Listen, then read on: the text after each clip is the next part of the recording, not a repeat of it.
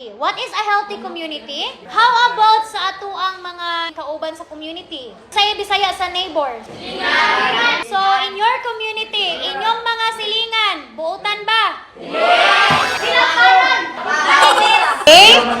Okay? Manilog og yuta ang silingan. Unsa kuan? Okay? Gipasaan ng inyong muhon. Muhon sa yuta. Patay na silingan. A safe community is that people treating each other with respect. Okay, so unsa may buhaton sa mga silingan ng mga marites? Hoy!